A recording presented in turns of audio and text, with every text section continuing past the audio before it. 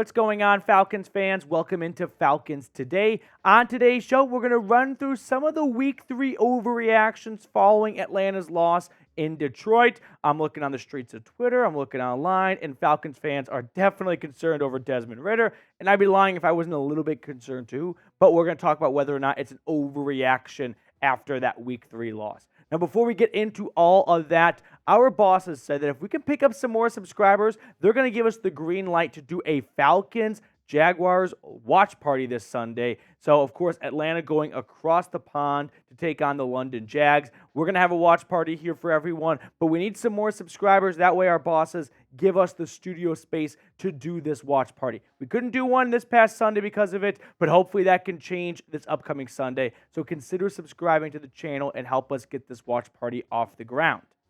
Now, let's get into our overreactions. The Falcons offense.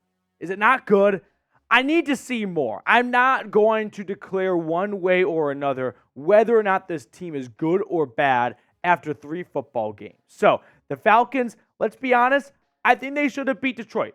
I say that because not of what we saw on Sunday. It's not like this team turned it over in the red zone 5 times. But I mean, going into the game, this team was made for a team to take. This team was made and designed to beat a team like the Lions, right? A physical team that's going to win in the trenches, that's going to be nasty. They're going to be mean and bruisey and all that stuff. But ultimately, it was the Lions who were those all those things, and they turned it around on Atlanta. This offensive line, it is concerning. If we did a panic level, which we'll do later on, I'd put myself at like a 7 or an 8 right now. Because now we're 3 weeks into the season, which means we're starting to get a better idea of the individual talent.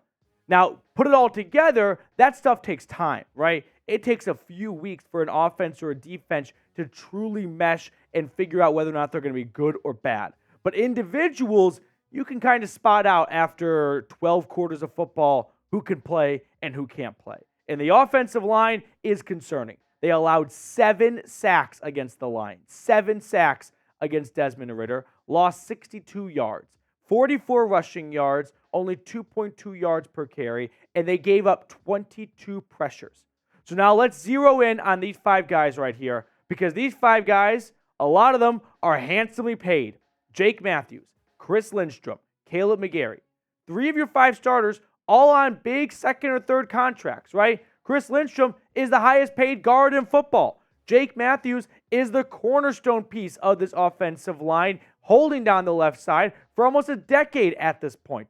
Caleb McGarry just got a 3-year extension in the offseason. Matthew Bergeron, a second-round draft pick. Drew Dahlman, he's been pretty good, so I won't be very mean to Drew. But the point I want to make here is there has been a ton of investment in this offensive line, and so far all I'm seeing is turnstiles. All I'm seeing is Desmond Ridder get sacked 7 times, to the point where even Tom Brady could have been back there, and I don't think he would have had much more success against the Lions, right? Bijan Robinson and this ground game were halted against Detroit. Sure, it's just one game, but let's be honest. The offensive line through the first 3 weeks of the season was bad against the Panthers in the first half, was bad against the Packers for much of the game, and was downright awful against Detroit for the entire game. This offensive line needs to wake up.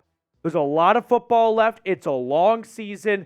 Don't completely pack it up and give up on this offensive line because, like I said, this team goes as the offensive line goes, and they're not going to go very far if the O-line continues to play like it did on Sunday. So what's your concern level for the offensive line? I'm at a 7. I'm going to put myself at a 7. I've seen a lot from Matthew Bergeron, and I haven't really been in love with it. I haven't really been in love with anything I've seen out of the offensive line thus far. So I'm at a 7 right now. Let me know if you think I'm too high, I'm too low, and where you are putting your concern level 3 games into the season when it comes to the big 5 guys up front. Desmond Ridder against Detroit, like I said, you can put this loss on him, and sure, you can make some good points about it. But what I'd say to you is find me a quarterback that's pressured 22 times, sacked 7 times, and wins the game. Those are few and far between. 21 for 38, 201 yards. His QBR was embarrassing, 11.2. I don't know how you calculate this stuff. I swear someone just sits in a closet in Bristol and just spits out random numbers, and we all accept it as the word of God. But the quarterback play, it wasn't great. It hasn't been earth-shattering, but it also hasn't been downright awful. This team is 2-1, right? Let's not lose sight of that right now. They're 2-1. They dropped their first road game against a team that's projected to win their division. You're going to have losses. No one had the Falcons going 17-0 this season. But as for Desmond Ridder, as someone that's been one of the tougher critics on him, even I can say you're not going to get very far if your offensive line is allowing you to get pressured 22 times, and you can't even lean on the ground game because they're only churning out 2.2 yards a carry. Now, today's show is being supported by Prize Picks. Prize Picks is a daily fantasy sports app where all you have to do is pick more or less for 2 to 6 player stat projections, and you can win up to 25 times your money on any entry. Prize Picks is super simple and user-friendly. I spend 1 to 2 minutes on the app every single Sunday morning making my selections. So if you're in the Oval Office or you're on your way to the game, get on Prize Picks and start making some money. This week on Prize Picks for Monday Night Football, which we have a doubleheader, I'm going with more for Jalen Hurts at 235 yards. Joe Burrow has not looked good the first 2 weeks. Give me less on Joe Burrow at 250-ish. DeAndre Swift, I'll take more at 37.5. And A.J. Brown, I'm also going to be in the more category because he's not had that A.J. Brown breakout game just yet. And I think that's coming this Monday night against Tampa Bay. So go to prizepicks.com/CLNS and use code CLNS for a first deposit match up to $100. The link for that is in the comments and description of today's video. Prize Picks, daily fantasy sports made easy. Getting back to some of our overreactions and whatnot from week 3 in Detroit, let's talk about this defense. Is the defense legit? I'm going to say absolutely. I mean, Jared Goff has been carving it up for the Lions, and the Falcons defense kept this team in the game. 20 points might not look like a defensive masterclass, but the offense wasn't doing any favors for the defense. Jesse Bates had another interception. I think this defense is legit. And what do I mean by legit? Sure, they didn't record any sacks, but they did a heck of a great job of holding Detroit in check and moving. More importantly, by legit, I mean just being miles ahead of where they were last season, right? Last season, the story was the Falcons defense kept costing Atlanta games, and the quarterback play was subpar. This year, you're getting better quarterback play than we had last season, and the defense is not costing this team games. The defense has been keeping this team in games in a lot of ways.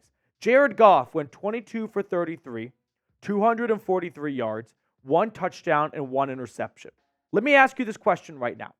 If I told you before kickoff on Sunday, those would be the numbers for Jared Goff, be honest with me. Do you think the Falcons are going to win or lose that game? I would think win. For how explosive and high scoring Detroit's offense has been in the last 20 games or so since the start of 2022, Goff throwing just 1 touchdown, I would think this is going to be a win for Atlanta. If the Falcons can start getting to the quarterback just a little bit more, they will be dangerous. The secondary looks good. It's getting healthy. Jeff Okudah played for a couple of third downs against his former team. A.J. Terrell can always lock down one half of the field. All we need is this pass rush to not take weeks off, right? They don't have a true alpha. They don't have a true number one. It's going to be a committee, and it's okay if someone in that committee maybe doesn't bring their A game, but they can't all be on their B game when it's a committee approach. Otherwise, you're not getting anything from anyone.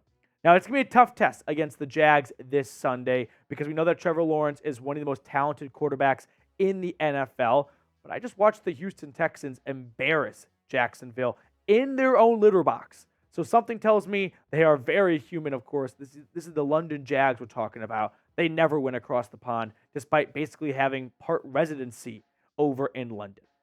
My third overreaction for today, can Atlanta win the NFC South? I know that it's a absolute logjam at the top of the division right now, but I saw one too many people think that they can just fold it up and pack it up because they lost in week 3. Absolutely, Atlanta could win the NFC South. I know it's a loss, and losses in the NFL hurt like no other sports league, right? But wins in the NFL feel like Super Bowl Sunday every single time.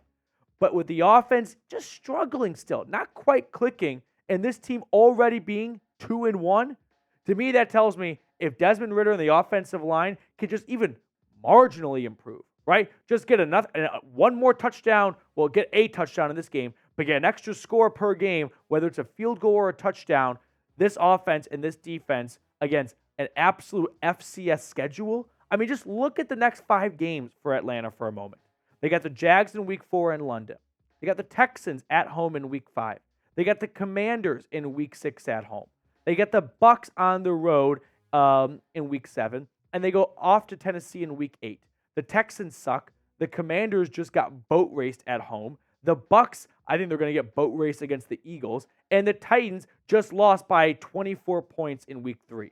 All 5 of these games are extremely winnable. I think Atlanta should go 4-1 in this stretch. They're 2-1 right now. That would get them at 6-2 going into the second half of the season. And I'd feel good having 6 wins going into the second half of the season, knowing, hey, the division is wide open. It is there for the taking. There's no Tom Brady. There's no Drew Brees. There's no Cam Newton running around anymore. You've got Derek Carr injured. You've got Baker peaking for the first 2 weeks of the season. Congrats. And you got Bryce Young hurt. And honestly, the Panthers might be better with Andy Dalton at quarterback. So yes, if Desmond Ridder in this offense can just be somewhat functional and this defense continues at the way they're playing, Atlanta can win this division. But let me know, will the Falcons win the NFC South? Type W for win, type D for you don't think they will win. Give me your honest opinion down in the comment section. And before you get on out of here, make sure to subscribe to the channel. We're going to keep you guys in the loop all season long. And also, we want to get that watch party off the ground on Sunday, but we need more subscribers to do it. So help us accomplish our goal by clicking the subscribe button.